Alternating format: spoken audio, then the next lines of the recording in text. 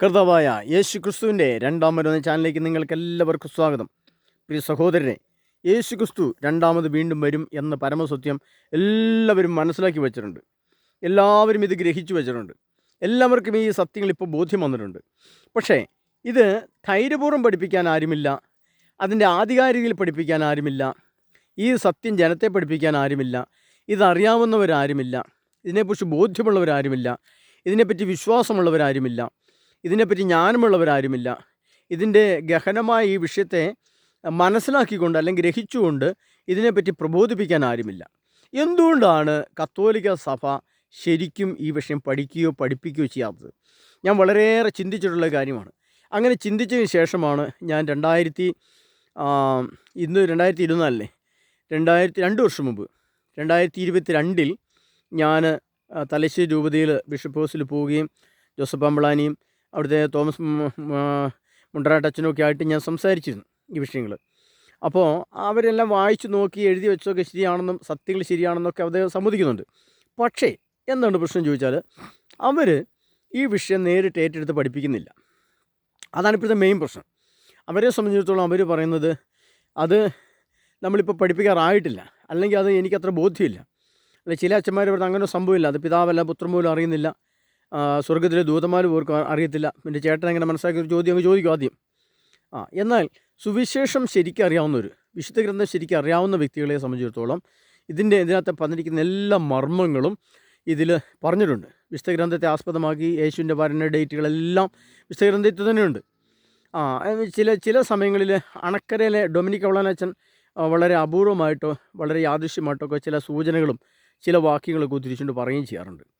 ഇത്തരം സാഹചര്യത്തിൽ ഞാൻ ചിന്തിക്കുമ്പോൾ വളരെ ചിന്തനീയമായ ചില കാര്യങ്ങളെക്കുറിച്ച് ഞാൻ ചിന്തിച്ചുറപ്പിച്ചതിന് ശേഷമാണ് ഞാൻ ഈ യൂട്യൂബ് ചാനൽ തുടങ്ങിയതും ജനത്തെ ഒരുക്കുവാൻ വേണ്ടി ആഗ്രഹിച്ചത്.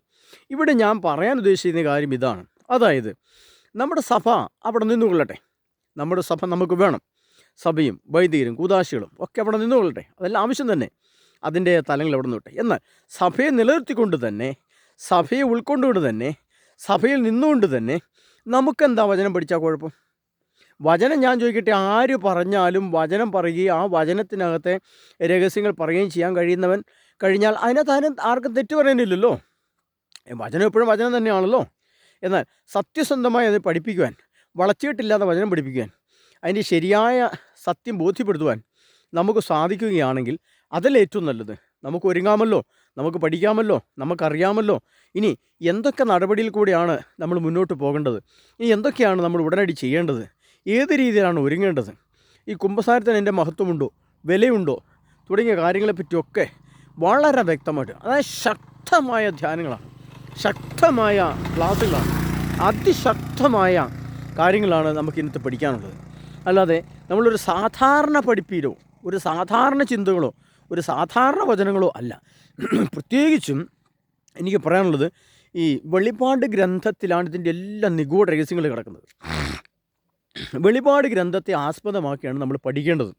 വെളിപാട് ഗ്രന്ഥത്തെ ആസ്പദമാക്കിയുള്ള പഠനങ്ങളിൽ പറഞ്ഞിരിക്കുന്ന ദൈവിക രഹസ്യങ്ങൾ, നിഗൂഢ രഹസ്യങ്ങൾ, വെളിപ്പെടുന്ന രഹസ്യങ്ങൾ, അതിനകത്ത് ഡേറ്റുകൾ കിടക്കുന്നത്, തീയതികൾ, യേശുവിൻ്റെ വരനെക്കുറിച്ചും അല്ലെങ്കിൽ അതെന്ത് സംഭവിക്കും, എന്തെല്ലാം യന്ത്രങ്ങൾ മനുഷ്യൻ കണ്ടുപിടിക്കപ്പെട്ടിട്ടുണ്ട്, അത് ഏതെല്ലാം കാലഘട്ടങ്ങളിൽ ഫലപ്രദമായിട്ട് അവർ ഉപയോഗിക്കും തുടങ്ങിയ എല്ലാ കാര്യങ്ങളെക്കുറിച്ചും വളരെ വ്യക്തമായിട്ട് മനസ്സിലാക്കാൻ സാധിക്കുന്ന ഒരു ഭാഗമാണ് വെളിപാട് ഗ്രന്ഥം. അപ്പം എന്നോട് പലരും വിളിച്ച് പറയാറുണ്ട്, ബ്രദർ ക്ലാസ് എടുത്തോ, ബ്രദർ പഠിപ്പിച്ചു, ഞങ്ങൾ വരാം, ഞങ്ങൾ കേൾക്കാൻ തയ്യാറാണ്, കാരണം ഞങ്ങൾ ഈ വചനം കേൾക്കാൻ ആഗ്രഹിക്കുന്നു, ഞങ്ങൾ ഈ വചനം പഠിക്കാൻ ആഗ്രഹിക്കുന്നു, ഞങ്ങൾ ഒരുങ്ങാൻ ആഗ്രഹിക്കുന്നു, ഞങ്ങൾക്കിത് താല്പര്യമുണ്ട്, ഞങ്ങൾക്കിത് വേണം, ഞങ്ങൾക്കിത് ആവശ്യമാണ് തുടങ്ങിയ എല്ലാ കാര്യങ്ങളും അവരിങ്ങനെ വിളിച്ച് പറയുകയാണ്. ധാരാളം ആളുകൾ സംസാരിക്കുകയാണ്. അവർക്കെല്ലാം സ്കൂൾ അടച്ചു കഴിയുമ്പോൾ ഫെബ്രുവരി മുതൽ വരാൻ തയ്യാറാവുന്നു, അവർക്ക് ക്ലാസ്സിനോട് താല്പര്യം തോന്നുന്നു, അവർക്ക് വചനത്തിൻ്റെ നിഗൂഢങ്ങൾ പഠിക്കാൻ താല്പര്യമുണ്ട്, കുമ്പസാരത്തിൻ്റെ താല്പര്യങ്ങളുണ്ട്. നല്ല കുമ്പസാരം നമ്മുടെ നിലവിൽ സഭ പഠിപ്പിക്കുന്ന ഒരുക്കം അല്ലെ പഠിപ്പിക്കുന്ന കുമ്പസാരം അല്ലെങ്കിൽ അതിൻ്റെ മോഡൽ തന്നെ, പക്ഷേ അതിനേക്കാളും ആഴത്തിൽ ഡീപ്പായിട്ട്, അതിനേക്കാളും അപഗ്രഥിച്ച് പഠിച്ച്, പാപവും തിന്മയും തമ്മിൽ വേർതിരിച്ച് പഠിച്ച് നമ്മുടെ ആത്മാവിനെ ശക്തമായിട്ടൊന്ന് വിടുവിക്കേണ്ട ആവശ്യമുണ്ട്. നമ്മൾ ശക്തമായിട്ട് നമ്മുടെ ആത്മാവിനെ ഒരുക്കേണ്ടതായിട്ടുണ്ട്. കാരണം ഏത് നിമിഷവും ആണവായുധങ്ങളും യുദ്ധങ്ങളും പെട്ടെന്ന് അങ്ങോട്ട് പൊട്ടിപ്പുറപ്പെടും. അങ്ങനത്തെ ഒരു സാഹചര്യം വന്നു കഴിയുമ്പോൾ നമ്മൾ ആകെ അന്താളിച്ചു പോകും. ഇനി എന്താണ് ചെയ്യേണ്ടത്? ഞാൻ എന്താണ് ഇനി ഉടൻ പ്രവർത്തിക്കേണ്ടത്? എൻ്റെ വീട്ടിലുള്ള ആളുകളൊക്കെ പുറത്താണ്, പലരും എൻ്റെ കൂട്ടത്തിലില്ല. ഞങ്ങൾ വീട്ടിൽ 1-2 പേരേ ഉള്ളൂ.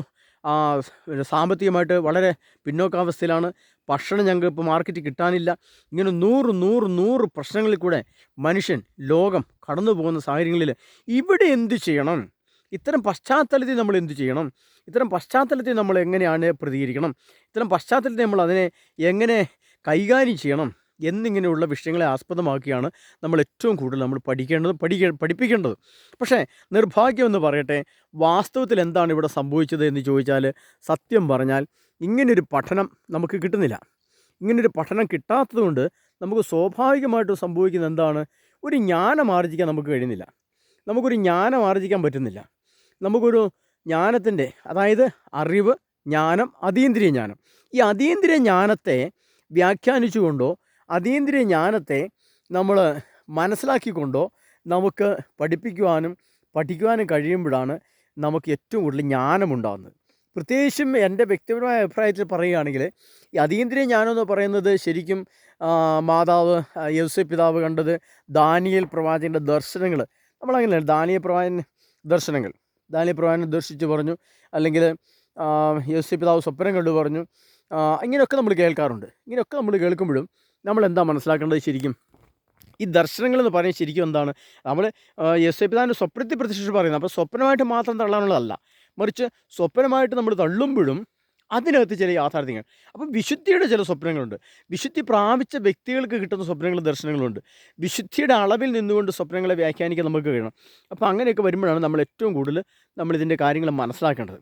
പ്രിയ സഹോദരങ്ങളെ, നമുക്കിവിടെ മനസ്സിലാക്കാനായിട്ട് ദൈവം ഒരുക്കി വെച്ചിരിക്കുന്ന ഒരു സാഹചര്യം, പശ്ചാത്തലം, ധാരാളം ആളുകൾ എന്താണ് ശരിയായ ഒരു കുമ്പസാരം എന്താണ്, ശരിയായ കുറേ വചനങ്ങൾ ഏതാണ്, ശരിയായ വളച്ചുകെട്ടില്ലാതെയുള്ള വചനത്തിൻ്റെ ആഴങ്ങൾ ഏതൊക്കെയാണ്, നേർക്ക് നേരെ വചനം പഠിക്കുക, സത്യസന്ധമായിട്ട് വചനത്തെ പഠിപ്പിക്കുക, സത്യത്തോടു കൂടി വചനം ഉൾക്കൊള്ളുക.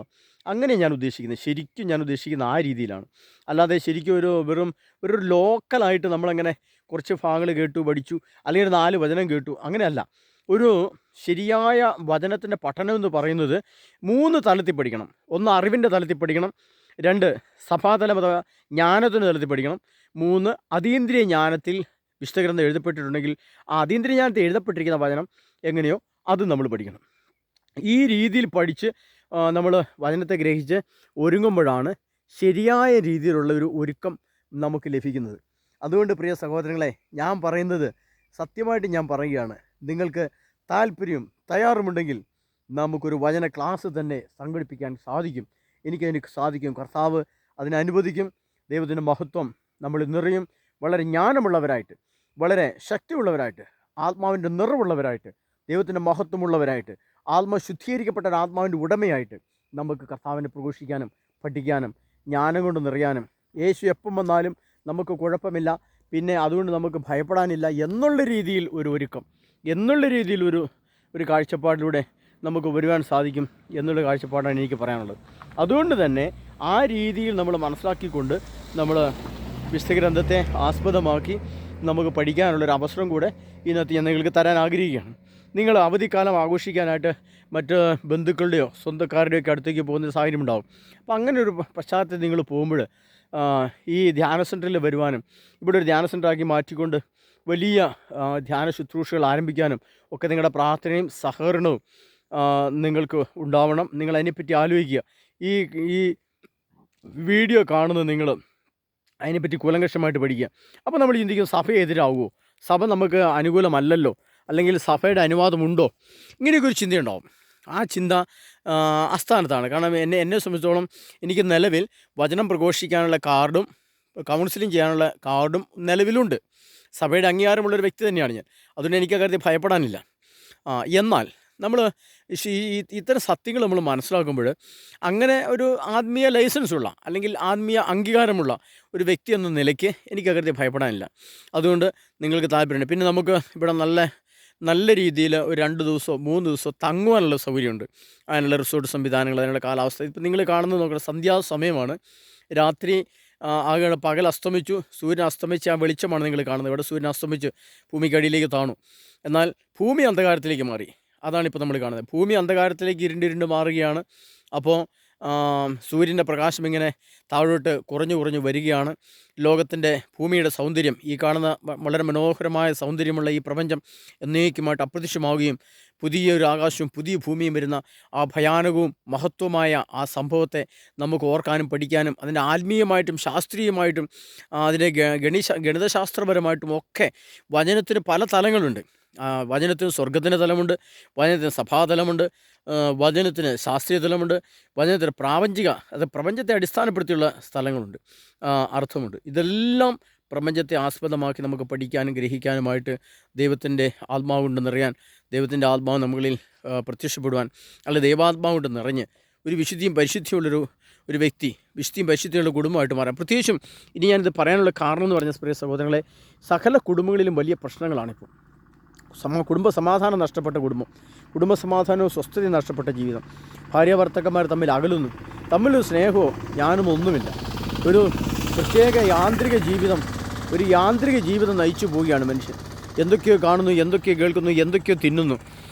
ഭക്ഷണം കഴിക്കുന്ന സമയത്ത് പ്രാർത്ഥനയില്ല, നമ്മൾ യാത്ര ചെയ്യുന്ന സമയത്ത് പ്രാർത്ഥനയില്ല. യേശുവിൻ്റെ ഒരു വിശ്വാസം മനസ്സിലുണ്ടെന്നുള്ളതല്ലാതെ അതിനപ്പുറത്തേക്ക് യേശുവിൻ്റെ അവബോധത്തിലേക്ക്, യേശുവിൻ്റെ വചനത്തെ അധിഷ്ഠിതമായ ഒരു ജീവിതത്തെ ക്രമീകരിക്കാൻ നമുക്ക് സാധിക്കുന്നില്ല. ഇത്തരം പശ്ചാത്തലങ്ങൾ നമ്മൾ മനസ്സിലാക്കുമ്പോൾ നമുക്ക് അതിനെല്ലാം മനസ്സിലാക്കിക്കൊണ്ട്, ഇതെല്ലാം ഗ്രഹിച്ചുകൊണ്ട്, ഇതിനെല്ലാം ഉൾക്കൊണ്ടുകൊണ്ട് പ്രത്യേക രീതിയിൽ ഒരുങ്ങി ഒരു പ്രത്യേക ഭടനെ പോലെ ദൈവത്തിൽ യേശു ക്രിസ്തുവിന് വേണ്ടി ഒരു ഭടനായി മാറാൻ, യേശു ക്രിസ്തുവിന് വേണ്ടി ഒരു യുദ്ധം ചെയ്യുന്ന പടയാളിയായിട്ട് മാറാൻ, സാത്താനെതിരെ പടവെട്ടുന്ന ഒരു ശക്തനായ ധീര പോരാളിയായിട്ട് മാറാൻ നമ്മളെ ദൈവം അനുഗ്രഹിക്കട്ടെ. അതിനെ നമുക്ക് ഒരുങ്ങുകയും ചെയ്യാം. പ്രിയപ്പെട്ടവരെ, ഞാൻ ഈ വീഡിയോ നിങ്ങൾക്ക് അപ്ലോഡ് ചെയ്ത് തരികയാണ്. നിങ്ങളെപ്പറ്റി പ്രാർത്ഥിക്കുക, പഠിക്കുക, ചിന്തിക്കുക. നിങ്ങൾക്ക് ധ്യാനം ആവശ്യമാണ്, വേണമെന്ന് തോന്നുന്നുണ്ടെങ്കിൽ നിങ്ങൾ ആവശ്യപ്പെട്ടാൽ വാട്സപ്പിൽ കൂടെയും ഫോണിൽ കൂടെ ഡിസ്ക്രിപ്ഷൻ ബോക്സിൽ എൻ്റെ നമ്പർ കിടപ്പുണ്ട്. നിങ്ങൾക്ക് ആവശ്യമെന്ന് തോന്നിയാൽ നിങ്ങൾ വിളിച്ചാൽ നിങ്ങൾക്ക് എത്ര പേരുണ്ടെന്നതിൻ്റെ അടിസ്ഥാനത്തിൽ നിങ്ങൾക്ക് ക്ലാസ് തരുന്നതായിരിക്കും, നമുക്ക് ധ്യാനിക്കാൻ സാധിക്കുന്നതായിരിക്കും. ഓക്കെ, ഈശോ ദൈവം നിങ്ങളെ അനുഗ്രഹിക്കട്ടെ. ആമേൻ.